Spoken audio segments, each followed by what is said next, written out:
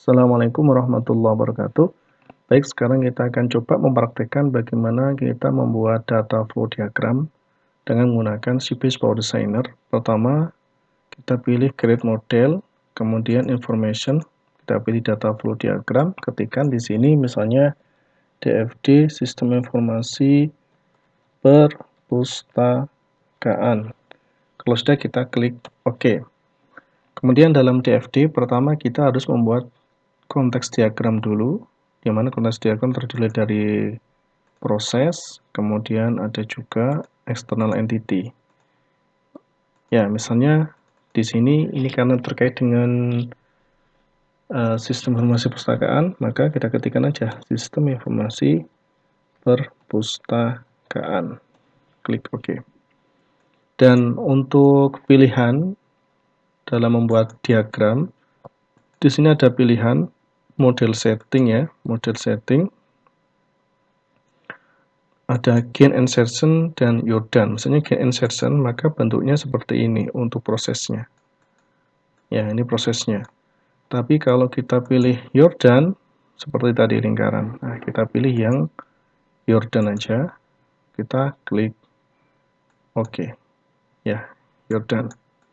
Jika sudah, di sini kita akan coba mendefinisikan dalam konteks diagram itu untuk sistem informasi perpustakaan, misalnya yang terlibat dalam sistem itu ada mahasiswa. Kemudian ada lagi misalnya ada petugas. Ya, kita gambarkan seperti ini misalnya. Oke. Sebenarnya boleh ditambahkan yang lain ya. Ini sebagai contoh saja. Fungsinya apa sebenarnya DFD ini? Yaitu kita menggambarkan sistem informasi secara logik. Jika sudah, kita buat data flow, aliran datanya, flow-nya. Ya. Berikutnya, antara external entity mahasiswa dengan perpustakaan ini kita alurkan. Nah, berikutnya supaya tampil keterangannya di sini ada pilihan tools, model, display preference, kita pilih flow, ya. Kemudian di sini pilih name, kemudian jangan lupa stereotype-nya ditacentang, klik OK, dipilih aja yang all symbol, klik OK, sehingga akan muncul flow 0. Ya, dari mahasiswa ke perpustakaan ngapain? Misalnya input data mahasiswa. Nah, ini aliran datanya. Jadi mahasiswa menginputkan data ke sistem informasi perpustakaan. Kemudian, misalnya pada saat input ini ada validasi dari petugas, maka kita tarik flow-nya dari sistem informasi perpustakaan ke petugas. Yaitu apa? Misalnya data mahasiswa valid misalnya ya, validasi ya, klik. Tapi sebenarnya ada yang kurang ini, harusnya petugas sebelum melangsungkan validasi kan harus login dulu ke sistem, maka kita tambahkan dulu juga dari petugas ke sistem perpustakaan, misalnya input data petugas, input data petugas ya. Kemudian setelah data petugas masuk ke sistem, apa yang diperoleh? Yaitu hak akses sebagai petugas. Ya, misalnya hak akses sebagai petugas. Kita definisikan flow-nya. Ya, misalnya ini ya. Kita ketikkan hak akses petugas. Ya, akses petugas. Ya, akses petugas. Oke. Ini akses petugas ya. Jadi setelah dia memiliki akses, maka dia bisa melakukan validasi data mahasiswa. Setelah petugas melakukan validasi ke sistem, maka mahasiswa dapat apa? Misalkan ya, setelah dia menginputkan di validasi petugas, dia akan memperoleh hak akses sebagai mahasiswa. Jadi kita klik, ketikkan hak akses sebagai mahasiswa. Ini untuk penamaan boleh pakai underscore, boleh, dan juga nggak masalah ya sebenarnya. Nah, gini, boleh silakan. Ya, hak akses mahasiswa.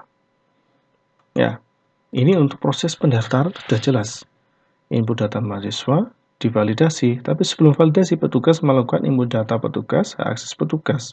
Dia memulai hak akses. Demikian juga siswa. Nah, berikutnya misalnya apa? Dalam proses perpustakaan, kita definisikan lagi pada konteks diagram ini. Misalnya, mahasiswa ke sistem perpustakaan, misalnya apa? Yaitu peminjaman buku sistem. Jadi mahasiswa melakukan peminjaman buku. Kemudian dari sistem outputnya apa? Jadi harus ada input, maka outputnya apa? Misalnya dari sistem informasi perpustakaan ke petugas, misalnya ya, ini adalah laporan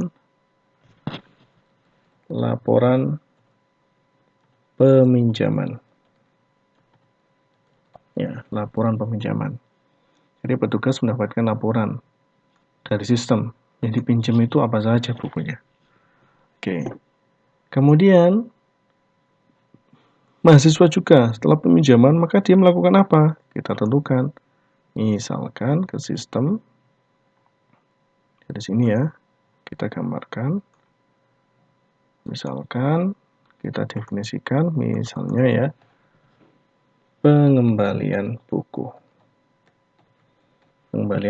Jadi mahasiswa melakukan pengembalian buku ke dalam sistem, tercatat di sistem karena berpikir logik. Maka petugas dari sistem itu mendapatkan laporan. Ya. Petugas mendapatkan laporan, yaitu laporan pengembalian. Ya, pengembalian buku. Nah, ini ada salah ketik ya, pengembalian buku. Laporan pengembalian buku misalnya. Ya. Jadi ini kita bisa menelusuri pada sistem informasi perpustakaan, kalau kita gambarkan, alur sistemnya itu adalah yang terlibat, di sini ada mahasiswa dengan petugas. Mahasiswa, sekali lagi ya, saya jelaskan, karena kita menggambarkan secara logik, mahasiswa di sini pertama kali adalah menginputkan data mahasiswa ke dalam sistem informasi perpustakaan. Dari sistem informasi perpustakaan ini, maka ada proses pengembalian, proses untuk validasi data mahasiswa yang sudah diinputkan tadi. Tapi sebelum melakukan validasi, maka petugas di sini ya, petugas harus menginputkan datanya dulu sebagai petugas. Setelah itu dia akan mendapatkan hak akses petugas. Dari akses petugas ini nanti dia bisa melakukan validasi dari sistem ke petugas ini melakukan validasi. Ya, validasi sehingga mahasiswa dapat melakukan hak akses mahasiswa. Kalau belum divalidasi tidak bisa. Jadi alurnya gitu. Kemudian mahasiswa setelah melakukan validasi bisa melakukan peminjaman, bisa melakukan pengembalian. Kemudian dari sistem laporannya bisa dicek oleh petugas, laporan pengembalian buku, laporan peminjaman. Nah, ini jangan lupa disimpan dulu. Nah, oke. Ini adalah penggambaran data flow diagram untuk sistem informasi perpustakaan pada pembahasan konteks diagram. Nah, berikutnya ini bisa kita decompose. Itu kita pilih decompose proses. Klik ya. Nah, kita klik OK. Nah, nanti kalau kita lihat di decompose proses ini, kita akan bisa mendefinisikan diagram level 1, mau level 2, level 3, dan seterusnya sesuai dengan kebutuhan. Baik, saya kira cukup itu untuk pembahasan konteks diagram dulu. Semoga bermanfaat. Kurang lebihnya mohon maaf. Assalamualaikum warahmatullahi wabarakatuh.